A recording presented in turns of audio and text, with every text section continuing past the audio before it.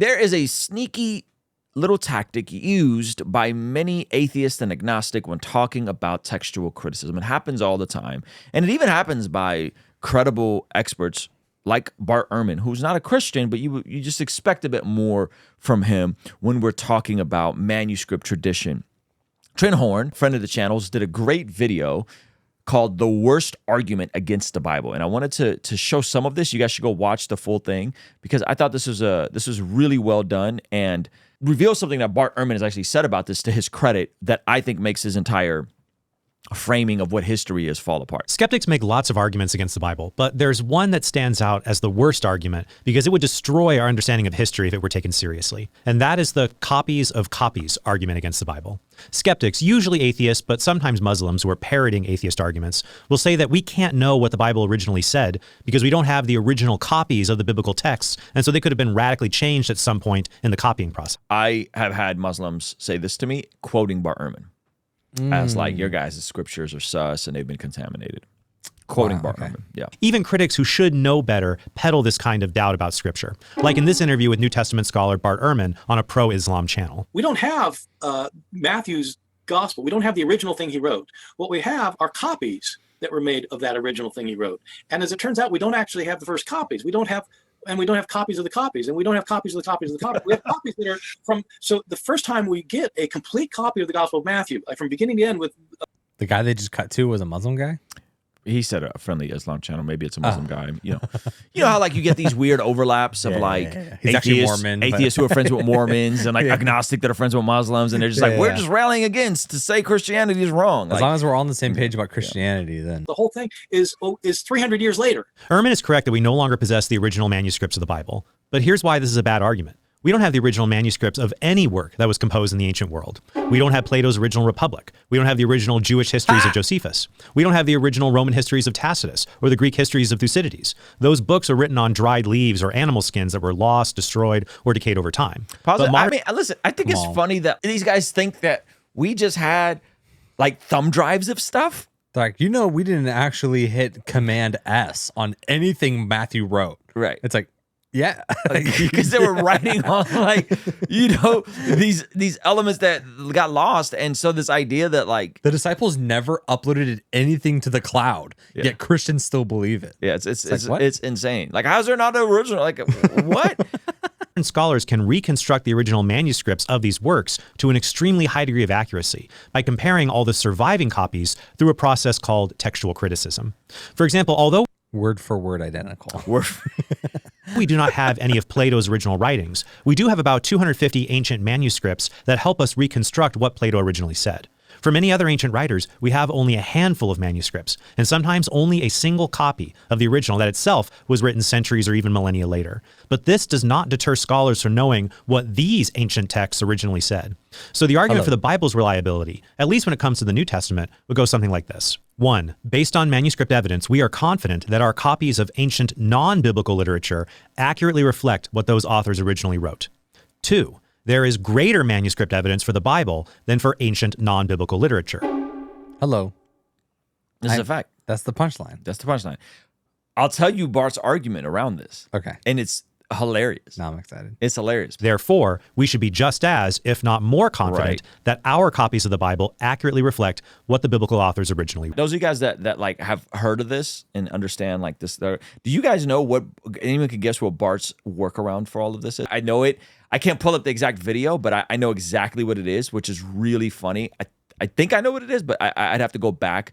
But I'm like 99% sure I know what his workaround is. His workaround for saying these other ancient manuscripts are good, but the Bible is not, even though they're judged on the same. No, it's worse than that. This episode, I'm going to focus on the manuscripts for the New Testament. If you'd like to see some debate about the textual reliability of the Old Testament, check out Gavin Ortland's recent interaction with Cosmic Skeptic. Look how ecumenical we're being! Look at this.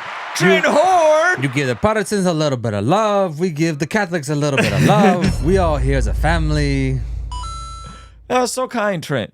Trent sending people to Gavin Ortland? Come on. I love it. Come on. On reliability. I didn't have this on my 2025 bingo card. Let's go. That's great. The book of Isaiah. I find most critics usually agree with premise 1, until I bring up the Bible. When that happens, some of them bite the bullet and they say, yeah, you're right. We have no idea what any of these ancient authors really wrote in the first place. And that's why I said this is the worst argument. It forces people who want to debunk the Bible to throw out most of history in order to be consistent with their overly skeptical attitudes. It's why I said in my debate with Matt Dillahunty that his argument about claims not being evidence would destroy most of our knowledge of history, since nearly all ancient historical evidence are just claims somebody made. This is the dumbest definition of evidence ever.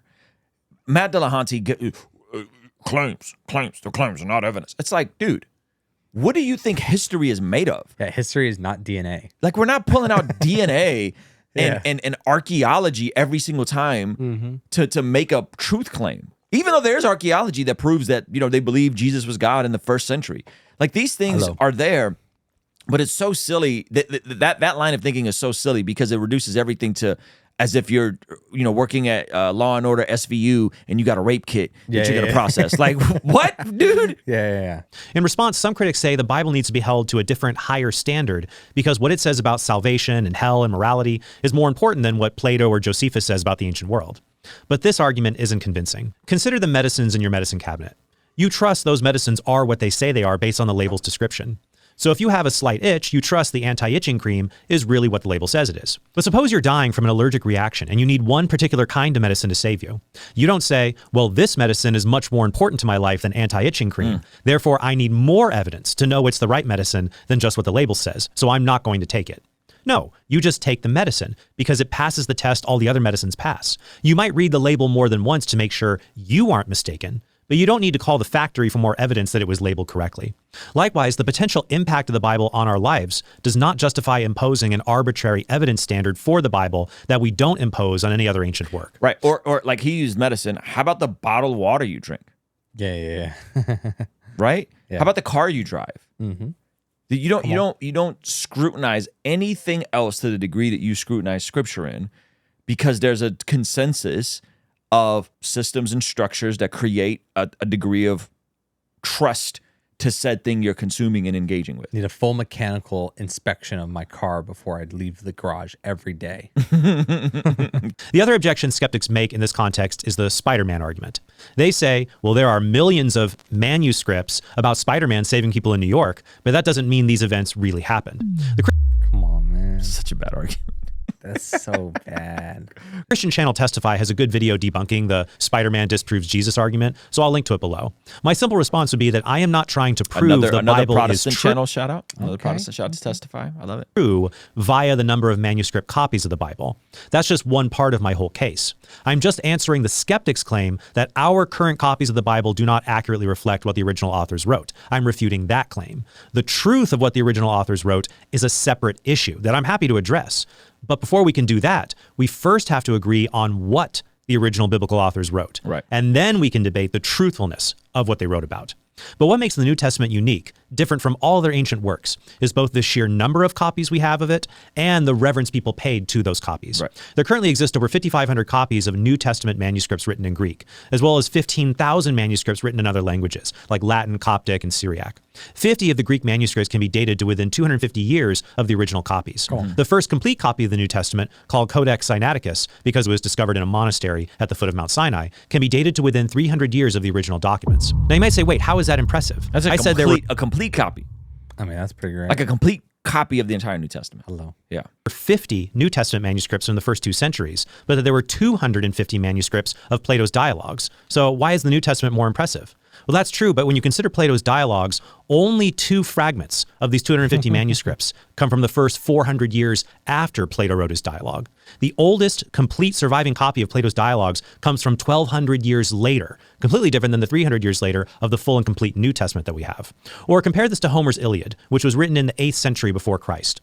Although a few fragments of the Iliad can be dated to within 500 years of Homer, the oldest complete copy of the Iliad, a manuscript scholars refer to as Venetus A, was written in the 10th century AD, 1,800 years later.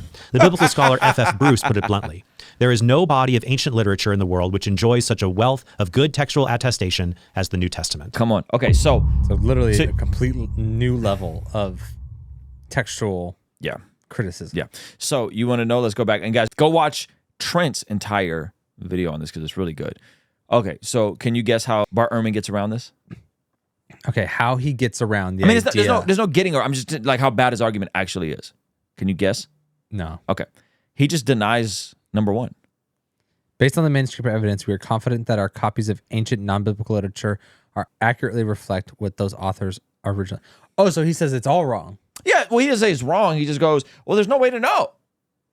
There's no way to know. There's no way to know Aristotle. There's no way to know Homer's Iliad. There's no way to know these things. Yeah, I think we shouldn't trust any of these things. Logically consistent, at least. At least it's logically consistent. You know. But it's so consistent to me that it's like incoherent. You're so consistent. I mean, some of those are pretty bad. The fact that there's one copy after the first 1,400 years, that's it's terrible. like, oh, I'm not trusting that.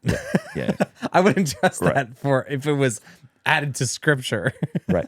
You see what I mean Yeah, in terms of like, yeah, it's like the person that is so logically consistent with being pro deletion of babies that they're okay with abortion up until the point of birth. Yeah. Right? Like it's like, well, you're just at least you're logically consistent, like props to you. Yeah. But your position is egregious. It's horrifying. Yeah. Right? Yeah. So that's the thing. It's like the atheist that's a nihilist and thinks everything is meaningless and there is no purpose. And then you push them and they go, well, yeah, I guess technically, like there's nothing wrong with self-deletion. There's nothing wrong with deleting another person. And then And you go, okay, you're consistent, but that's horrifying. and then they fall into such a crazy argument that people are able to look at it and be like, all right, the fruit of that is so bad yeah. that there's no way. There's no way that's true. Yeah. Yeah. So anyway, props to Trent Horn. Wow, that's good. Go watch his entire video. I have a massive update for you. I'm sure by this point, you've heard about the Blessed God Summit happening March 27th, 28th, 29th here in beautiful Carlsbad, California. But we've heard your requests. We've conceded to your demand. There are virtual tickets that are now available for the Blessed God Summit, so you can access it from anywhere in the world, as well as access to the replays. And for those of you guys that are looking for something extra, we're also offering a virtual ticket and an exclusive Bless God Summit merch bundle. There's some amazing art and some exclusive pieces done by our friend Josh Nadeau from Sword and Pencil that you have to check out. So join us online for the virtual event and experience some sessions from my favorite podcasters, pastors, and performers. We have a stacked lineup. I'm talking about Preston Perry, Dr. Sean McDowell, Inspiring Philosophy. What do you mean? Lila Rose, Alan Parr, and his wife Jen Parr. We even have Nate Sala from Wise Disciple, Gavin Ortland, David Wood, Avery from God Logic Apologetics. And on the pastoral side, we have my friend Daniel Golding, Pastor Ed Newton from CBC in San Antonio, and my personal pastor from Rhythm Church, Pastor Jeff Moores and his wife, Erin Moores. You won't want to miss out from amazing performances from America's Got Talent winner Dustin Savella, Billboard charting hip-hop artist John Keith, and Miles Minnick. And we're still finalizing a few more speakers. So head over to blessgod.shop, get your virtual ticket now, and you can get yourself a bundle with some of the exclusive merch as well. I'll see you over there, all right? Peace.